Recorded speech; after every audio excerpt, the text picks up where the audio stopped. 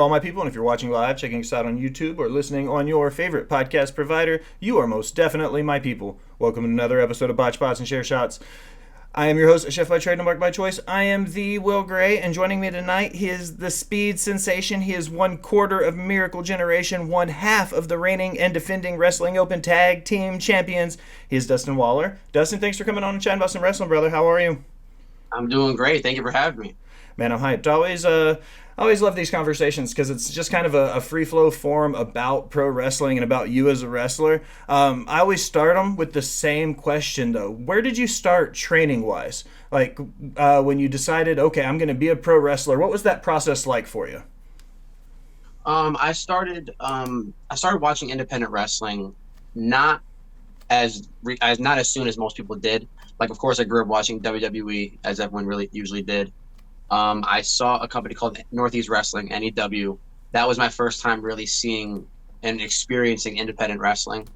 And that was I live in Connecticut, and that's usually where they run out of. So I would see them a lot, and I'd really be interested because I'd see they like to bring in most of the names. Like, yeah, like I think it was like Mick Foley, like they had the Young Bucks there sometimes. The one show that I went to was where they had Ricochet on it. And I had no idea who Ricochet was. I just saw he was wrestling Cody. And I was like, oh, I know who that guy is. I want to go see this. And after seeing that match, that was my first time really experiencing someone like Ricochet or seeing someone like that. And then all the research started coming up, and I'm like, oh, wait, so there's like more than just this one place. So I would try to find schools, and I found PAPW, Paradise Alley Pro Wrestling, ran by Paul Roma and Mario Mancini in New Haven, Connecticut. And the rest is history there. So growing up in Connecticut, I imagine I probably know the answer to this, but was there a super heavy WWE influence growing up, being like right there in the hotbed of the New York territory from the old days? Oh yeah, it was sweet because like when I first started getting into wrestling, it was more my father. He never watched wrestling, and neither did my mom. But he just was like, "Hey, do you want to like try to get into this?" Like it was just like a little thing, like just a father son thing, to try to get into something new. And I don't know if he knew it would literally change my life, but it absolutely did. So, and then knowing like, oh, well, I think they have like these headquarters that are like literally like down the street and stuff like that. So like just seeing where everything is and how like this is really like the territory for wrestling. So it's really just crazy. Who's your favorite superstar growing up? Growing up, obviously, I started getting into wrestling during the John Cena Rock feud for Mania 28. So really just those two guys at that time, because I really believe like that entire story had me like just hooked in for almost a year until they had their match. So like those two guys really were like big influences in the beginning for me. Is there anybody specific when you get in the ring and you work that you take style from? Like stylistically, are you taking any influence from guys you grew up watching at all? Before I started wrestling, like actually started training, I independent wise, I would watch like Ricochet and Will Ospreay. And then when I started wrestling, I'm like, okay, maybe I can't do everything that they can do, so I'm going to start watching guys that maybe move like me, because I like everyone likes watching people that do like the cool moves and like the way that they want to wrestle, but I like watching people that move like I do, so I can like not have to try and force the way that I wrestle. So I really like Shane Strickland. Like I really like his style. Same with Myron Reed. That's why getting to wrestle him this year was huge for me. So like having guys that move like that don't really flip that much, but still can move and fly and do all this really cool stuff. I really like to study those kind of people that like kind of go on the edge of like, I'm a high flyer, but I'm also not kind of wrestler. It's kind of that blending of the technical mat wrestling, but that high fly, high speed, go, go, go, right? Yeah, absolutely. So speaking of that, the speed sensation, man, you go, go, go. When I was watching film, I was like, you've got the technical ability, you can shoot, you can lock up, but you go so fast all the time. What's your cardio workout right now? Are you doing a lot of cardio? Do you do a lot of weights? Like, what's your gym routine like? I am in the gym during the week. Cardio, I mainly just because wrestling like 3 to 4 times a week sometimes, like that's really the cardio. You never want to push it obviously too much, but obviously everyone always says a good stairmaster is always good for warm-ups and ending it before and after a workout. But most of the cardio is literally done just like every week, just wrestling. Let's jump into Miracle Generation. You and Kylan, Sean and Jay. What's the chemistry like right now between the four of you? Oh, it's great. It always has been great. You know, we started training together all at PAPW. I was the first one to go. Then it was the Haven, and then it was Kai. Me and Kylan both started as singles wrestlers, and Haven came in as a tag team. They wanted to be a tag team off the rip, so they already knew what they wanted to do. And we all made jokes like, "Oh, it'd be cool if we can like start this little faction and like do this cool thing." But it was never a serious. It was never serious at all. Like we never planned on doing anything with it until me and Kylon did the Discovery Gauntlet for Beyond Wrestling like a year ago, and they were like, "Oh, well, do you guys have a tag name?" And we were like, "No." And then we were like, "Well, Miracle Generation, because we've been talking about this cool little thing, might as well just go with it right now." And then when Haven got into the whole Wrestling Open thing, and they ended up working with us a little bit, and we ended up just okaying it with the guys over there, and they're like, "Yeah, let's freaking do it." So now we're all Miracle Generation. It's pretty cool to have something that we create and we thought of just as a joke is now something completely serious, and it's taken off. When you look at stables like this, when you look back into the territory days, it's sometimes like the Freebirds, they've got the Freebird rule. Have you guys ever had an opportunity? You've held gold in multiple territories and stuff. Have you guys ever had an opportunity to utilize the Freebird rule, where two of you might hold it, then one of you have to defend it with the other person? We haven't had the opportunity yet, but if the opportunity comes, we absolutely would love to, because that's Freebird rules is awesome, especially like God forbid like injuries happen and stuff like that. But like, it's also cool to like say, hey, like we got these guys that can do it and these guys that can do it. But usually if there's times where like one of us can't make a tag booking, then we're just like, oh well, we can use the other members or someone here. Like it's definitely a Freebird rule in that sense, but we've never used it with titles, so hopefully.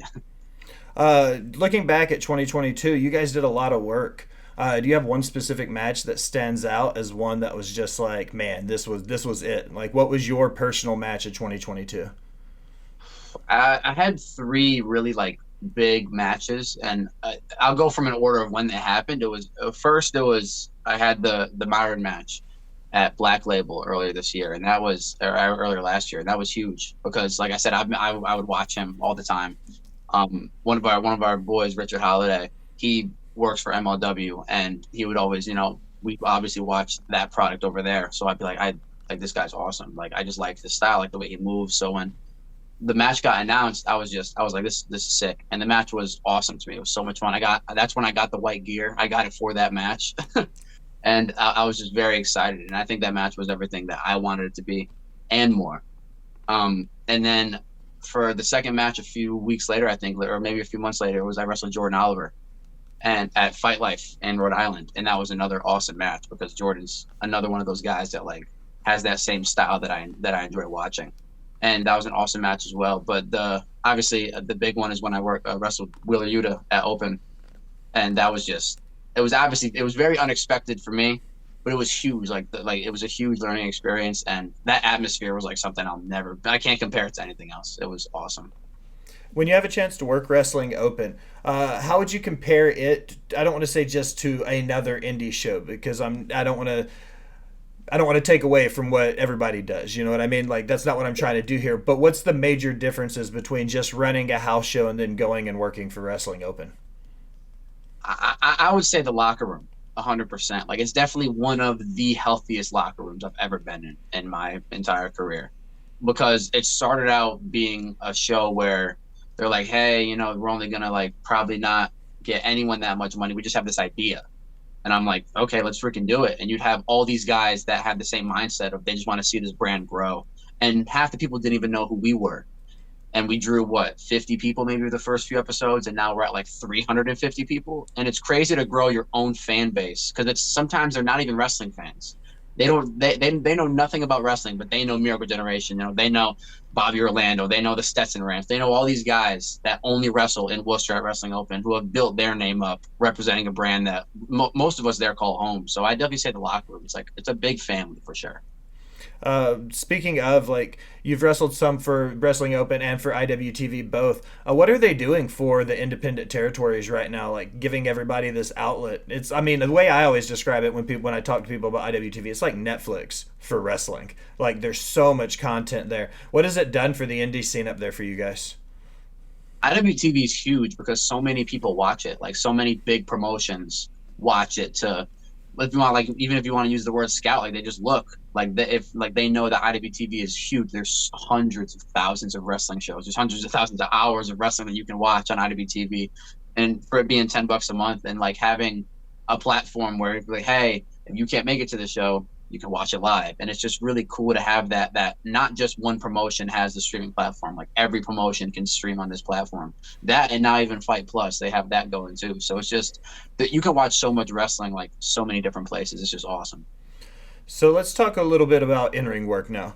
Looking at your career, you've worked, like you said, you've had a chance to work Wheeler Yuta. You've had some fantastic bangers of singles matches. You're an established tag team worker. You're in a stable trios with four guys. You've done a lot.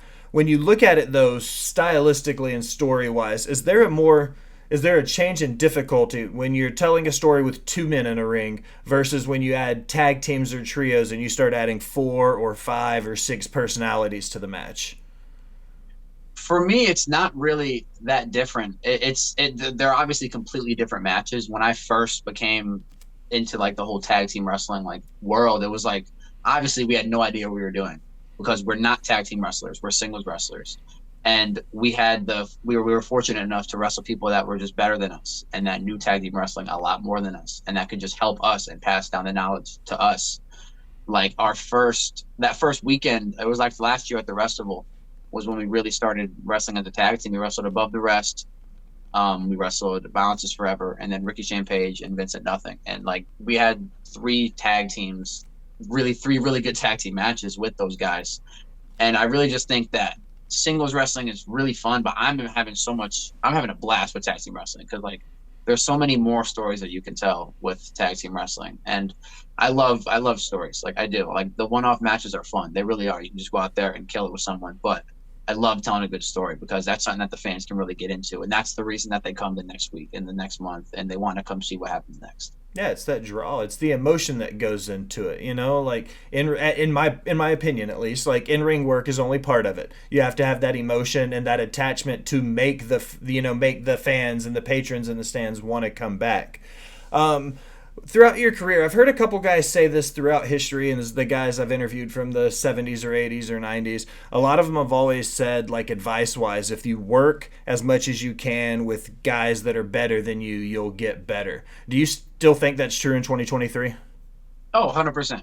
Like absolutely. Like you have to work with people that are places that you want to be.